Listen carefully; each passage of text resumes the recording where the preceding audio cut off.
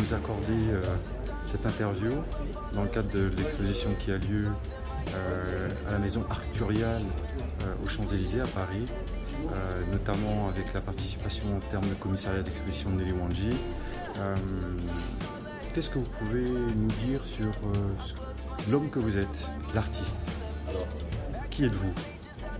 qui je suis un artiste, je suis vraiment un artiste très complet parce que je suis aussi peintre, sculpteur, et je fais sur les installations. Et donc je suis un artiste qui vit sur le continent, on va dire, qui a l'écoute vraiment de son environnement et qui a envie vraiment d'apporter la créativité de son pays, mais plus encore africaine.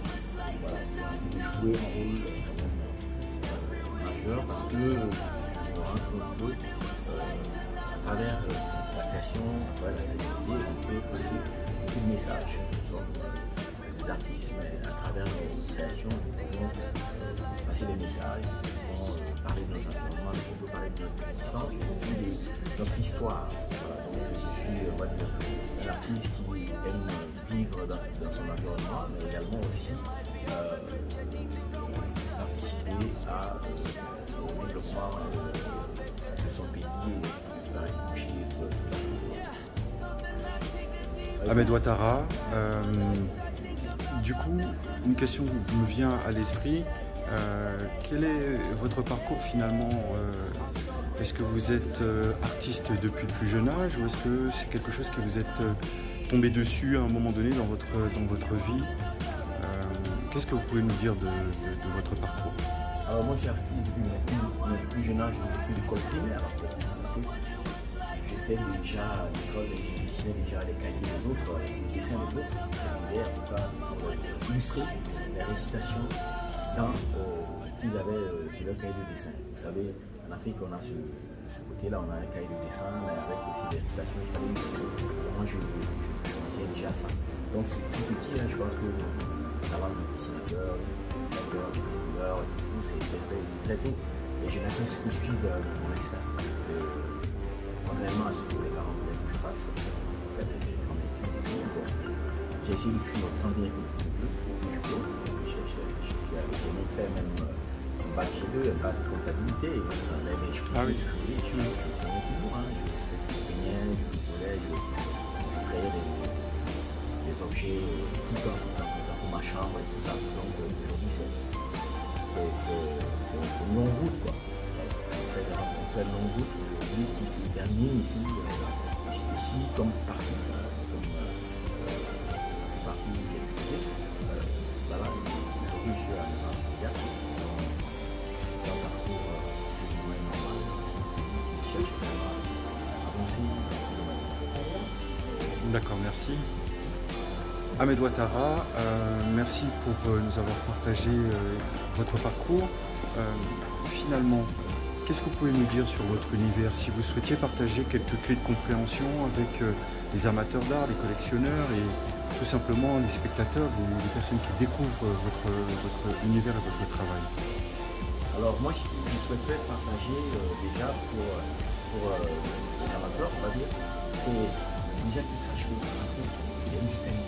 Nous existons parmi dans le monde et nous aspirons également aussi à la même chose que tout le monde et partager avec eux notre quotidien, mais également aussi sans forcément utiliser les mêmes langages qu'eux. Hein. On a le code et tout ça qui sont intéressants aussi à voir et c'est une invitation à venir découvrir vraiment toute la diversité au niveau de la créativité africaine en fait. Donc je souhaite partager avec eux qu'il y a vraiment une autre génération qui est là et qui a envie vraiment de partager avec le monde, avec même les autres collègues du monde entier et qu'il n'y a pas forcément, il n'y a pas un art plutôt africain seulement, c'est universel. Il faut que vraiment on intègre ça vraiment on finisse par sortir de ce côté ghetto art africain. Donc, pourquoi pas? De toute façon, il faut identifier un ou un autre, mais il faut qu'on sache que c'est aussi universel que de vouloir simplement parler de la vie. Et la vie, elle est universelle. Il n'y a pas de différence vraiment entre le peuple. Dans le fond, on est tous connectés sur cette planète. Aujourd'hui, on l'a compris avec le Covid, la façon dont c'est parti. On est connectés. Et voilà ce que j'ai envie de partager avec le monde entier. Cette humanité que l'Afrique a offert à tous. Merci. Et on est à côté d'une de vos œuvres. Ce travail sur le recyclage de matériaux, est-ce que vous pouvez nous dire quelques mots sur le sujet? Alors, il faut dire que le Burkina Faso est un peu enclavé, donc loin de tout, donc nous importons quasiment tout. Donc il y a beaucoup d'emballages qui viennent, un peu comme un peu partout en Afrique, mais il faut dire que chez nous, il y en a tellement que moi, je me suis dit, je me suis intéressé déjà même au recyclage, à l'environnement, c'est quelque chose qui me parle. Et donc j'ai voulu récupérer ces fûts-là et faire un design puissant. Et voilà, celui-là par exemple, c'est dessiné qui reprend un peu mon côté où j'aime bien parler de l'histoire d'Afrique, n'est-ce pas? Et ça, c'est Tombouctou, qui est la ville de Tombouctou, qui est une ville mythique, en fait, que les gens connaissent. Et là, je me suis inspiré de l'architecture sahélienne, avec ces bouts de bois qui débordent un peu, et une construction en terre battue, et qui représente vraiment, on va dire, je dirais pas une civilisation, un mode de vie, puis également aussi des techniques, hein, n'est-ce pas, ces grands portails un peu avec ces poinçons, on va dire, vraiment, moi ça m'a toujours fasciné. Et là aujourd'hui, j'ai l'opportunité d'avoir designé un peu cet objet, dessiné cet objet de rangement, un mode de rangement, et entièrement fait à la main. C'est une pièce unique. Et aujourd'hui qui est présenté à cette exposition à Rennes.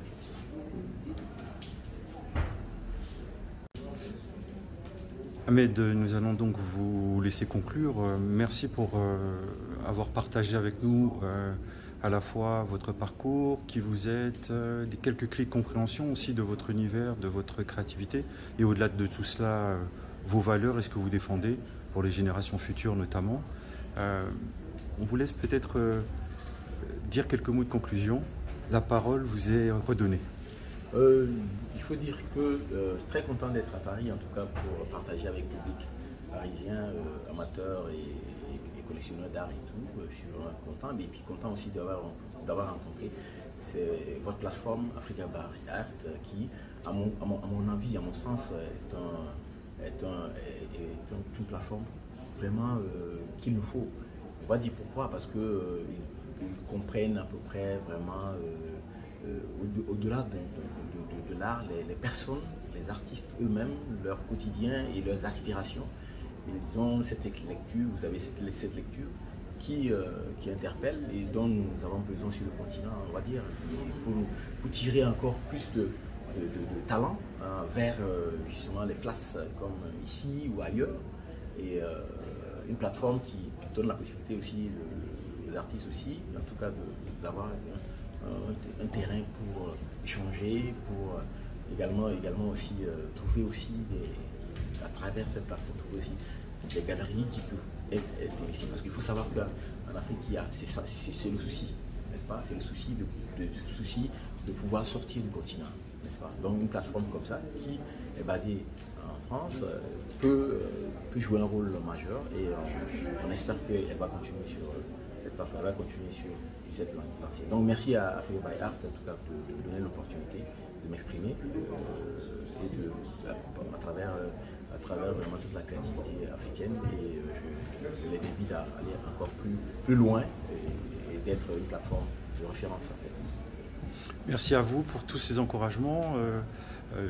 Merci à vous aussi pour votre créativité, votre talent et le soutien que vous nous apportez. On vous retrouvera prochainement sur cette plateforme au travers de projets communs. Donc nous vous disons à très bientôt, y compris notre public qui est croissant.